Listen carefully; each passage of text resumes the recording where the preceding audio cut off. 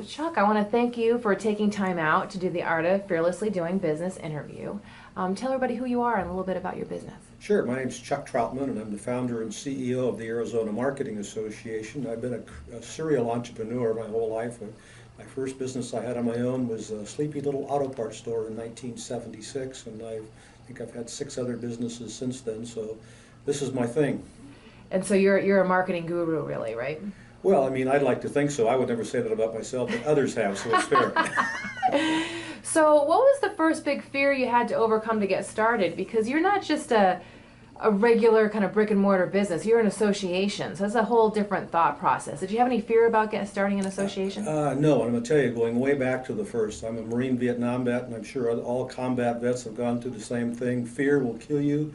So the first time you get shot at, or the first couple times you get shot at, you are scared to death, but after that you understand and are trained that fear will paralyze you. So apprehension will motivate you. So I've been apprehensive about all my ventures, but never fearful.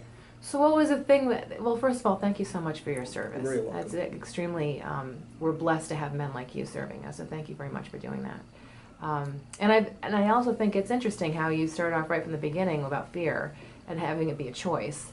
So what were you apprehensive about when you got started? Well, my very first business, I was coming out of being in corporate America, and I was working for the Gage Rubber Company. My customers were auto parts stores and automotive warehouse distributors, and I was calling on auto parts stores, and I knew that I could do a better job running a business and make more money and help more people than those people were, but I had no money. So my largest customer must have recognized that in me, because he said, would you like to have an auto parts store? And I said, yeah, Lou, but I have no money. And he says, well, I'll finance you into one. If you just got a few dollars so I know you're committed, I'll finance you into one. So I moved from Vancouver, Washington to Eugene, Oregon, and bought this store doing $331,000 a year and $76. And 2 years later, we're doing $900,000 a year and expanding to more stores. So I kind of felt like I was right. I had that knack. But the apprehension I had, not the fear, was, you know, coming out of corporate America where you got a steady paycheck coming to all of a sudden having to make it on your own was different. Did you have any apprehensions about this particular reincarnation of yourself as an association, as the Arizona Marketing Association? No, it evolved. I went along from having an auto parts distribution company, actually bought that person's business, and it was doing $12 million a year, and grew it to $25 million, and sold it and had retail golf equipment stores. And I was going to be retired, but I am really a type A. This retirement life is not for me. Never going to happen. Never going to happen. Right. I've tried it twice, and I hate it. I got to be in the game. So you know, when you get to my age, this giving back's a trite statement, because that sounds like you were owed to you. So I don't feel that way, but you feel the desire to help people not make the same mistakes you do. So I started with a Glazer Kennedy Insider Circle here in Phoenix in 2008, and also was doing some consulting. And along the way, I decided I could serve more if I would start my own association of small businesses. So I did. And the apprehension again was, gee, I would feel bad if I flopped at this and no one became my member. But of course, that didn't come true. How many members do you have now? I have 150 now, and growing fast. That's awesome. That's awesome. So what was the first big bump you came across? You know, that you got the business started, and what was the first big, like, oh geez, kind of moment? No, I'll take my big bump going way back to the auto parts distribution.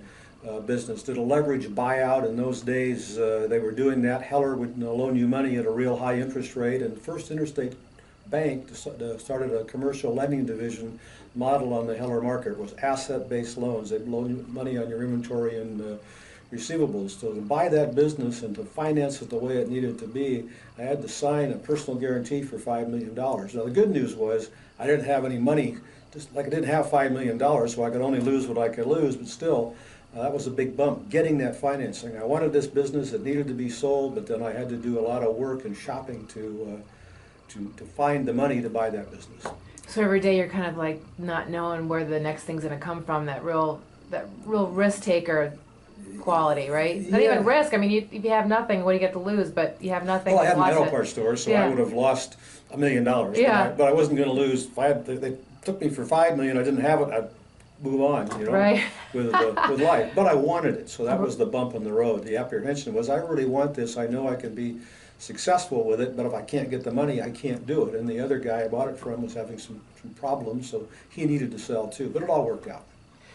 So now you've how many years has the association been The operating on? association has been 5 years, but I really count it from 8 to 17, because it's almost the same business model, not quite, but we were a marketing organization and we are now. But I think about the association, my president, Blaine Elkers, is a great asset to me as well. And our USP, or our unique selling proposition, is that we help educated business owners master direct response marketing. We also facilitate high energy, high impact mastermind groups. So that's what we do. And so, what's the biggest concern right now that you're kind of dealing with? Well, I think from the concern side, it's that there's so many small businesses that don't know what they're doing. They don't have a plan. They don't have focus. And you can't help everybody. And I believe in the repel to attract theory. So I repel a lot of people to attract more right good people. But right. I'm still troubled by people not having the focus and not being as successful as they could possibly be. And I think it was Jim Rohn who said that we're the average of the 5 people we hang out the most. And I know some of these people are hanging out with the wrong people. Do you think that people shortchange themselves more often than not, just based upon being fearful, not having that early education like you did to just kind of walk through apprehension? They get stuck at little things about the membership fee or the fill in the blank, and they just stops them in their tracks.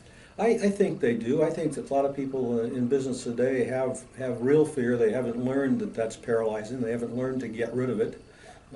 Fear is only in your mind. It's not anything you can put your hands on. It's all in your mind. So apprehension about things is fair because it makes you sharper. It's like you're going to play in the big game if you're an athlete, or you're going to speak to a group of people and you have that apprehension in your gut, and that makes you sharper. That's motivating. But if you're fearful, you're going to be paralyzed. And paralyzed mind normally takes no action. So that kind of is a good way to lead us into the last question.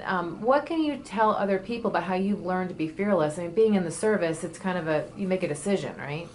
But over the years, you've had to come across things you were apprehensive about. What tools do you use to change your mind about that? Well, first of all, with public speaking, I always say I'm not a professional public speaker because I do not mind getting up there and not being scripted and not being prepared. I kind of like to shoot from the hip, which I know is the wrong way, but gee, Chuck, aren't you afraid to get up in front of all those people? Well, no, because people shot at me before. That was different than looking out at this audience, There's right? a perspective, right? Yeah.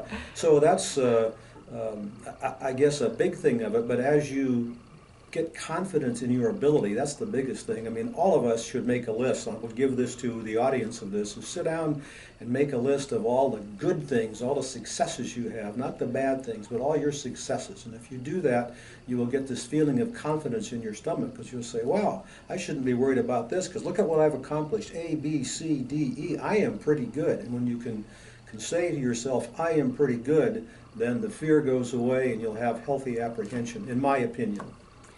Well, that's actually really good advice, because I think if you look at the things that you've been able to accomplish, it's kind of hard to focus on the things that you haven't accomplished. And everybody's, I think failure is part of what's necessary to succeed, right? Well, I think it is too. We learn a lot more from our mistakes than our successes, which is why I say I want people to join my association, and if they listen to me, I will not let them make the mistakes that I made. That's good. That's a good thing. So, Chuck, I really appreciate your time. And I look forward to seeing you on May 5th at the Desk Hub for the Art of Fearlessly Doing Business opening. And I look forward to coming to another meeting. I think the next one I'll be able to come to is in April. Tell people about when your meetings meet and how they can come to a meeting.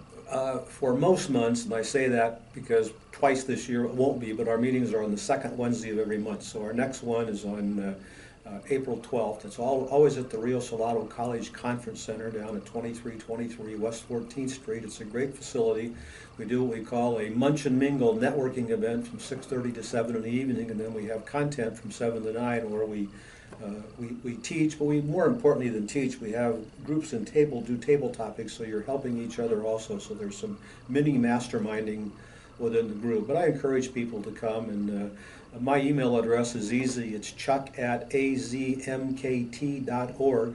I will give you a free guest pass on me to anybody out there who emails me to check it out on the 12th and see if it's for you. Well, great. Thanks so much, Chuck, for your time again, and we'll see you in May. Well, thank you very much. I'll see you in April, actually. Yeah, I but will I'll see you on April 12th. Yeah. Take care. Okay, thank you.